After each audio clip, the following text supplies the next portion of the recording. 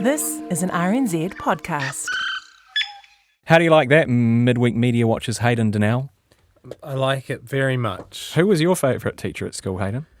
I want to give a shout out to Mr. Price in primary school. He kept the bullies away a little bit more, but also Hamish Arthur, my big band teacher from high school. And I wasn't particularly enjoying myself at high school, but big band made it worth it. He really got me through. And you know what? I did a segment on Mediawatch a while ago, and who pops into my email but Hamish Arthur. Cool. Who's apparently tells his partner that he used to teach me. I'm like, well, actually, Hamish, you got me through. You're the real hero here. I just comment on the media. Oh, that's cool. That's a great story. Oh, I like that. That's really nice. Thanks for sharing that. Yeah, it's really nice. I love it. I love getting Hamish's emails. Right. Let's talk some media. After that very wholesome introduction to Midweek Media Watch, we should update the situation at NZME. What is the latest? There are letters flying to and fro. Honestly, Emil, I'm struggling to keep up with all of the letters. It seems that Jim Grenon, the person aspiring to take over NZME's board, pretty much exclusively communicates via letters. Yeah, not emails.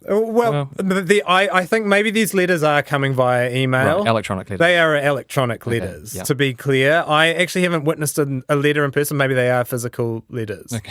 But there are letters to the NZX. There's a new one today. There's letters from the union to Jim Grenon. There's letters from Jim Grenon to the union. And I think I want to highlight those latter ones. Okay. If I can. Let's begin, shall we, with the letter from the union that journalists are members of, Air2 to Jim Grenon. What did it say? Yeah, because the boardroom battle is very interesting, but I think this dispute is where the rubber will really meet the road for NZME's audiences. So way back on March 14, Air2 Journalist Union raised concerns on behalf of the Herald's journalists about editorial independence under Grenon. They think that he might interfere with their work.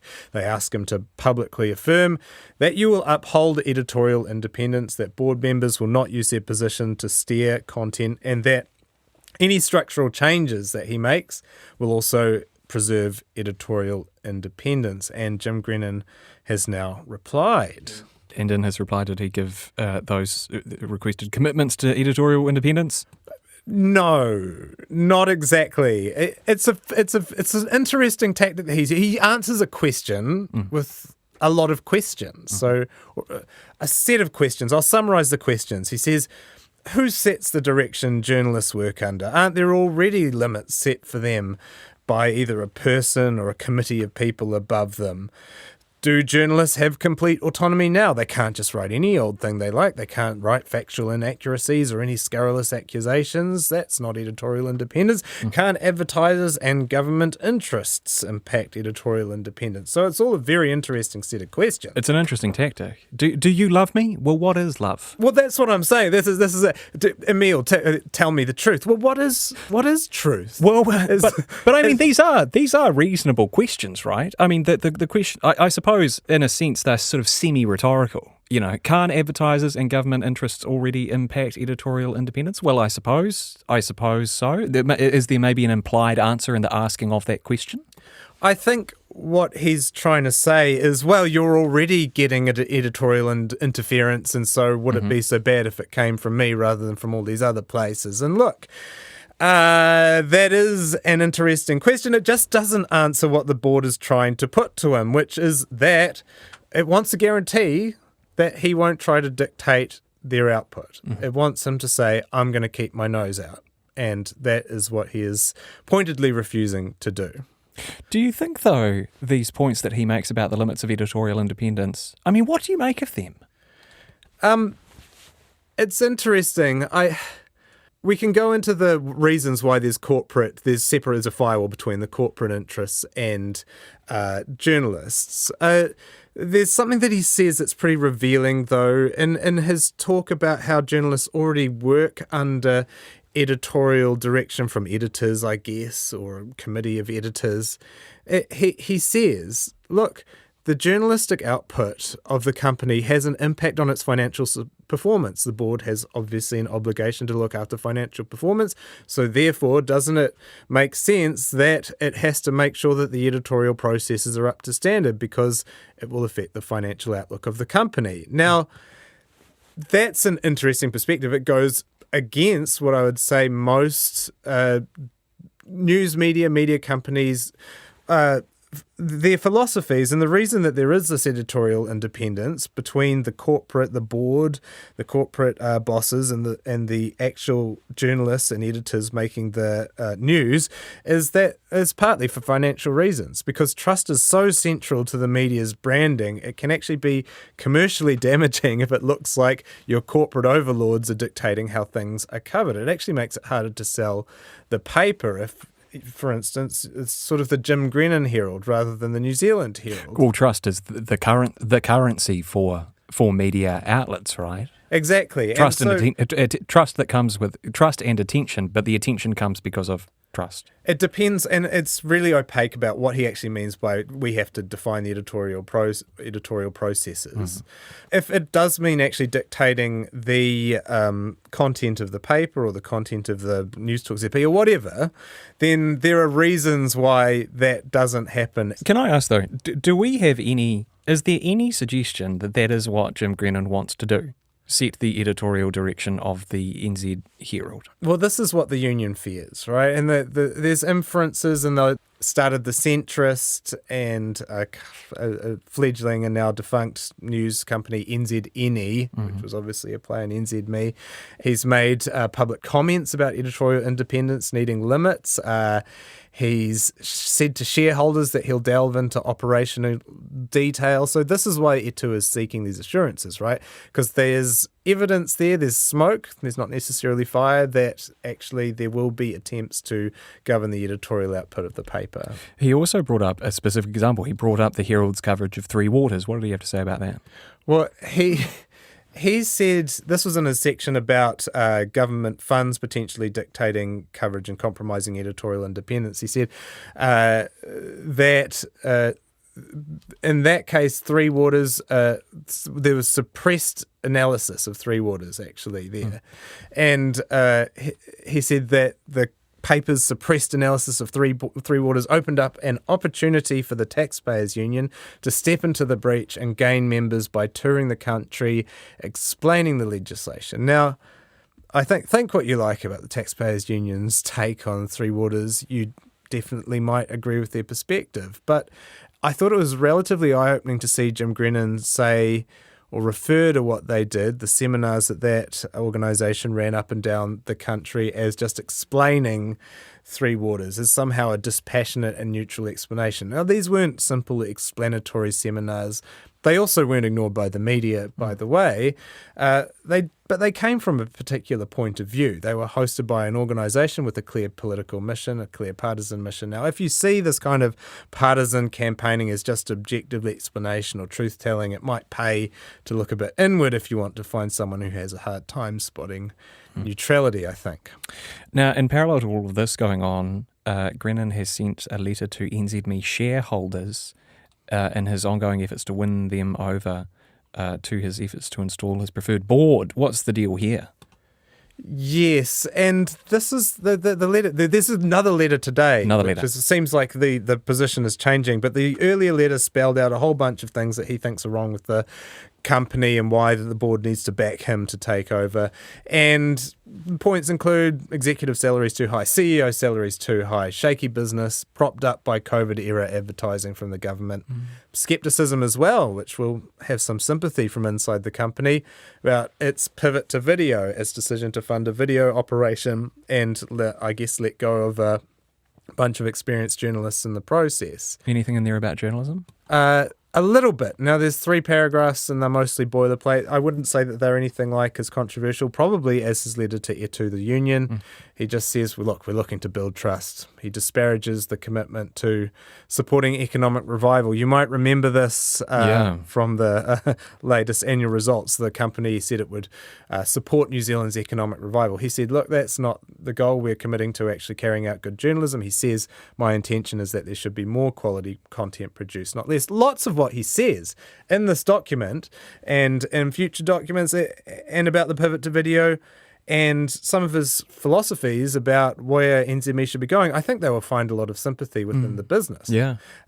It's this potential that he will be actually interfering directly in how editorial is carried out at the company that really goes against journalistic philosophy. Look, you just don't want to have journalists are idealistic at heart. I mean, they're gnarled and cynical on the outside, but idealistic at heart. They don't want to think that their content is being dictated directly to them by corporate interests.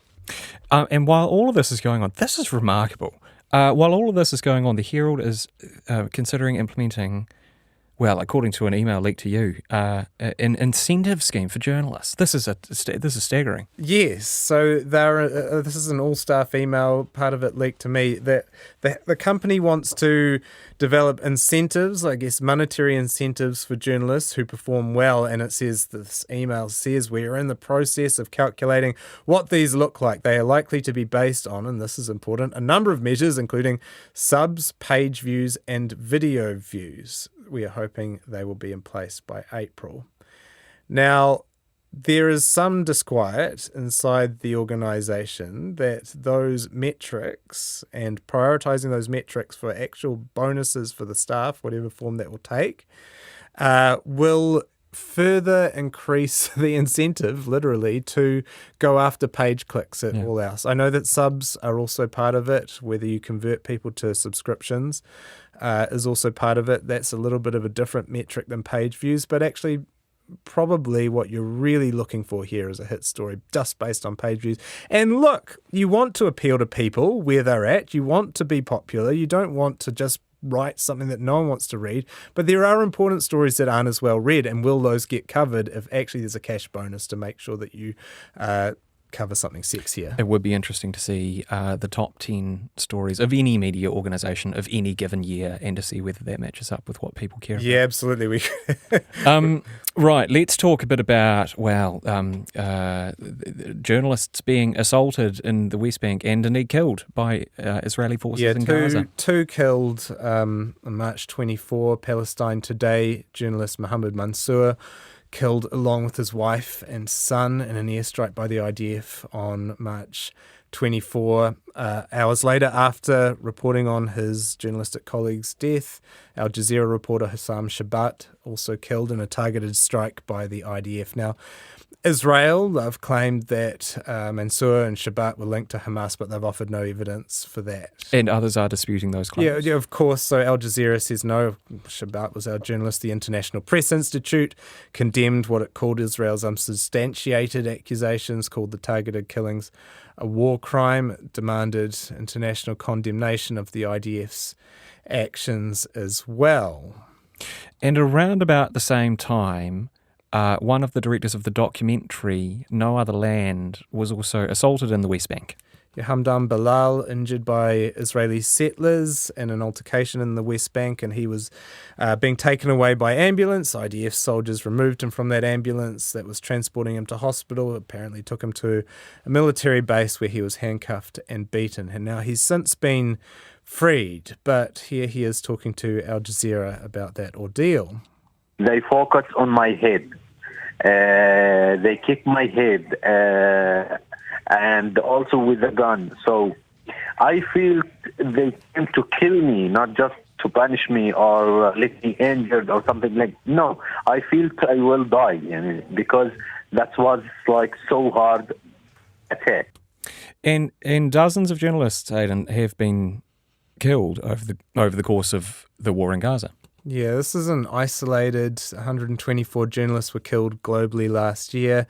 According to the Committee to Protect Journalists, nearly 70% of those were killed by Israel. More than 170 journalists and media workers have been killed since the start of the Gaza war in October 2023. And Human Rights Watch has called it unprecedented killing of journalists. You have talked about this on this program in the past, and there was early on in this conflict, this iteration of the conflict anyway, a lot of debate and discussion about whether journalists would be directly targeted. It does strike me that there's been such an escalation in what can take place and what's noteworthy. I remember back in November 2023, I was talking about a forensic investigation into whether Israel had targeted journalists with an airstrike on the Israel-Palestine border. It was a few journalists. And at the time, there was also ongoing, concurrently, extensive debate about whether an Israeli missile had struck the Al Ali hospital in Gaza. And now we're closing in on 200 journalists killed. Just recently, Israel bombed Gaza's only hospital specializing in cancer treatment, again, without evidence claiming it was used by Hamas. Now, there just seems to be an ongoing escalation of what takes place, and we're not even debating this. I mean, I talked earlier, it just struck me that Mohammed Mansour was killed along with his wife and son. You can't just kill someone's wife and son, but that's barely a footnote in the story. We're saying whether it's illegal to kill journalists. Now, it does seem like there's been an escalation in what can take place and what does even get noted or condemned internationally. In other media news, and back in New Zealand, Stuff has updated its AI policy. Many news organisations around New Zealand are refining their AI policies and human resource in this kind of area. But something in Stuff seems to have been left out that's caught your eye, Hayden. Yeah, so this was a recent explainer from the editor-in-chief of Stuff, Keith Lynch, about their AI policy. And a lot of it seems really good. We'll use AI to make Aotearoa better. They're using it at the moment for doing stuff like summarising police releases, which doesn't take a lot of journalistic effort at the moment. And they say that we'll always have human oversight, we'll always comply with the standards of the Media Council, all that sort of stuff. But I noticed that formally, before this recent iteration of the AI policy, the company said it was committed to transparently labelling any stories that use AI. Not just that it was AI, but the tool that was used, the AI tool that was used, what it was used for in the story, and now that seems to be gone from the AI policy. They had a bit of fun with it once, didn't they, when they were writing the... summary of the best towns. Yeah, that's right. But it was transparent. You said AI has been used in the creation of this story. Yeah. But what will this this absence of that line, what will that mean in practice, do you think?